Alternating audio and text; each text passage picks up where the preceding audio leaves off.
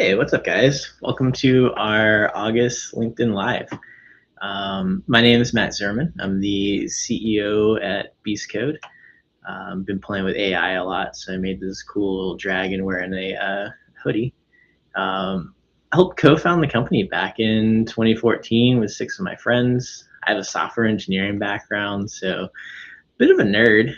Before this, got JD and Tyler from Beast Code hanging on here. We were just talking about Apple and their transition with the CEOs and how cool it was that the new guy has been hanging out with Tim Cook the last year and how smooth that transition's been. Talking about them working with Intel on the chips. Then we got into talking about Johnny Ives, and like he was like one of the OG designers. It was in one of our newsletters. We had a link on there. It was the Founders podcast that we were listening to, but it was one of the stories about him. But just how cool it is that Apple focuses on like the user experience stuff, everything from like when you open the laptop to unboxing the different devices. And we're talking, I'm not a MacBook guy, I'm PC all the way, but like phone, iPhone, AirPods, all that stuff, it just works out of the box, and it's so cool. But so anyway, like, huge nerd. Love nerding out about that kind of stuff. My career has been focused on all kinds of digital buzzwords. Back when we started Beast Code in 2014, we were talking about 3D models and clouds and things like that. Like all of those were dirty words within the government. We would come in and we'd have 3D model of a ship, and it was portrayed as it's like a video game. That's not authoritative. I could never do maintenance using that 3D model. And today, everyone we talk to is like, well, it's digital design. I have a 3D representation. I am simulating how all my systems and components are going to work together. And that is working its way into like maintenance workflows. Cloud was the other thing. It was like, oh, we want to put this in the cloud. And it was like, oh, that's a security vulnerability. No way can you put this in the cloud. And again, they didn't want the 3D models anyway. But today it's like everything's got to be in the cloud. And so it's just been really cool to see the transition the last decade of going from paper to now I have these 3D representations of things that are cloud accessible, and just like the crazy amount of like speed that's coming out of that. Really cool. So if you want to talk about any of those things, hit me up. There's a little bit of delay with LinkedIn, so we won't see all the messages as they come in real time, but if we don't hit it on here, we'll see them as comments later, and we'll be able to answer those later. Before we get into all the stuff about Beast Code, like a little personal chat. Reading any books, reading Dungeon Crawler book 8 right now, about halfway through. It's the latest one. I'm going to be sad when it's over because I've been reading all of them from the beginning, like the last year or so. I'm going to have to wait a couple years for the next one. And then new season of Ted Lasso. I always joke that like management training, like don't go get your MBA, just go watch Ted Lasso. It's going to teach you everything you need to know about being a manager. It's so heartfelt. And then Kerrigan, our marketing manager, she told me Jack Reacher came out last week, so I've been watching that. Talked about video games last month at the LinkedIn Live. It just finished the Final Fantasy remake. It only took me like 5 years to get through it. Nothing new so far. I got 2 boys, so we've been playing a lot of Roblox lately. They got me playing that in the evenings with them. We talked about being a health, and I've been learning all kinds of things about protein. So if you want to ask questions about that on LinkedIn, I never knew there were so many freaking types of protein out there. So anyways, a little bit about Beast Code. I'm just going to give like a kind of a high level overview, and then I want to jump into some more specifics today. Problem that we solve. There's so much freaking data out there that's in all different types of formats, which means you got to go get all different types of software, which means you got to buy licenses, you got to train people on how to use all those things, you got to set up the infrastructure. We take all of that information and bring it together in a lightweight format so you can access it through one application. We got some videos playing here in the background. This is B-Score. It's our main product line, and it's got ways to be able to visualize 3D models, to be able to search across things, integrate metadata, got integrations into a lot of enterprise products as well. And that's kind of the viewer that we push on people to be able to access all that information. And that's what we do at a high level. There's so much data out there. Bring it together into one spot so you can see it all. One of the taglines we have is modernize in place. So a lot of places that you go, they want you to adopt their product and get rid of all the other stuff you're using. If you use our product, you don't need this, this, this, and this. But you as an organization have already made so many investments. Your business probably already has workflows that rely upon those things, and it's probably already working pretty well for you guys. So Beastcode doesn't do that. We're not a vendor lock organization. You're going to still have access to all of your data. And we're primarily, I describe it as like the glue. Like if you already have applications and workflows that work well for you, we just want to bring that stuff together. And like a really great example is like product lifecycle management and model-based systems engineering. And so a lot of the customers that we work with, they have something like Siemens Team Center, and they're configuration managing all of their data in that environment. So 3D models, that's tagged to documents, it's tagged to metadata.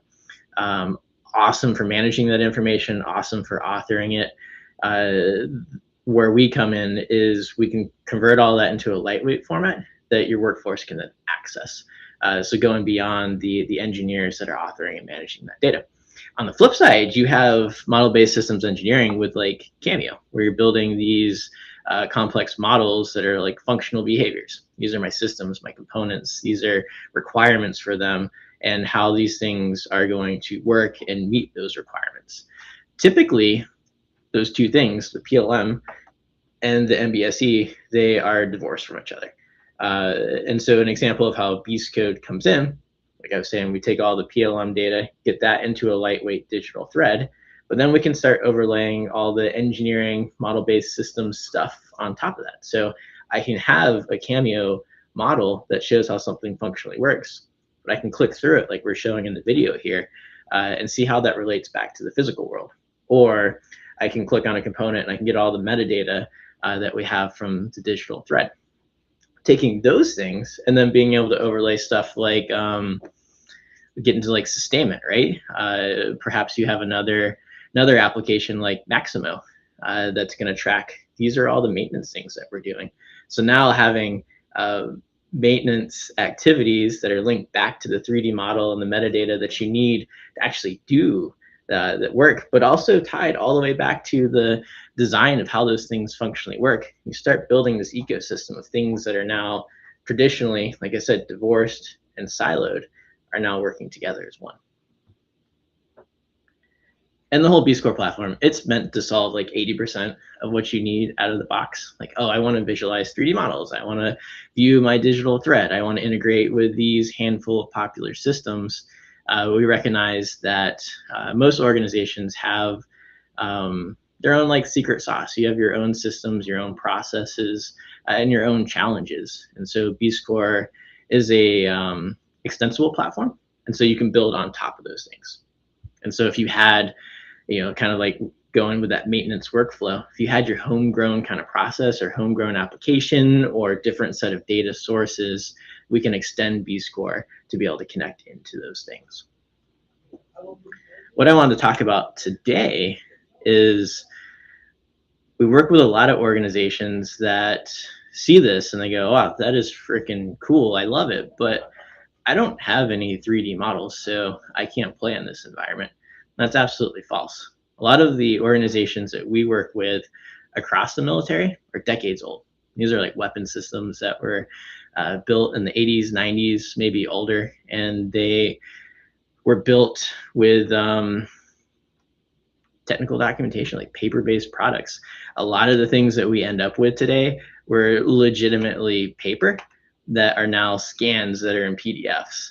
And that's what people are using to be able to maintain and operate these weapon systems. And we have processes that we've worked through over the last decade to be able to build 3D models out of this. So this first video that I wanted to show you guys, this is a B29 that we built, all public data. We were able to find all this information on Google. And so in the bottom corner here, I mean, this is the documentation they had back in the day that showed what were all the different systems and how those things worked. And our team's able to take those and build 3D models off of that. And so I think your initial reaction is like, that's cool, but like, how freaking long does it take to do? And it's pretty fast. One of the weapon systems we're working on today is an older aircraft. About 3 months it takes to go from nothing to having a 3D representation of that platform. That's an aircraft, and we're doing things like ships and other larger assets. So obviously, like the complexity will grow that timeline, but from 0 to 3 months is pretty quick to go from paper-based documentation into a 3D model. And also want to caveat, you may not even need 3D models to operate. We have plenty of projects where we take those paper-based documents. They come to us as scans from a PDF, but they're not searchable. So we'll use OCR technology. We have some partners at RedShred that help us with that. So then the PDFs are searchable. And then we can start linking that to other data sources and building a digital thread off of that. So instead of going into like the 3D viewer, you can go in our document viewer where you have the full technical library, and you can use things like traditional drawings to drive, just like a lot of organizations are today, to drive your maintenance activities. And then you have these hyperlinks in there where I can start clicking on, here's the valve in my diagram, and I can still pull up the details like I do in the 3D model or go into other workflows from there. So that is one of the things that we do, being able to go, well, one, being able to just leverage the 2D documentation and still have a digital thread that you can easily access and tie into other systems. Also being able to convert those documents into 3D models. And then all of that, like we have other projects where that data needs to go into a product lifecycle management tool. So we can help with that too. We can help bring in different types of partners that can set up these digital ecosystems for you. The other thing that we're doing that's fascinating is reality capture. And so if you haven't seen any of this, this is something that you can do with just like a normal device. So this is David Heath. He is our subject matter expert on all things reality capture. He's worked in shipbuilding for decades, doing innovation projects. And we were talking yesterday, he's been doing reality capture stuff since like 2005, 2006. And has followed it all the way through. And this is a picture. We recently had a project working with the SS United States, which is a historic ship that's being turned into a coral reef here in Okaloosa County. But we had the opportunity to go on and use that as a platform to do reality scanning. And so you can use an iPhone, and they have some really, really high fidelity, hardcore devices that you can build, but it can be as easy as using the device that's in your pocket today. And what you do is you walk around and you basically take video of all these things.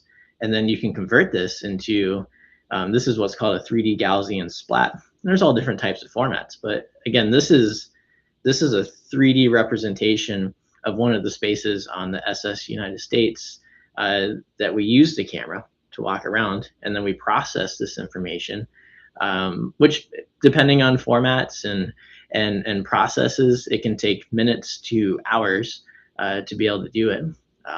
But I'm just blown away at the level of detail that's come out of this.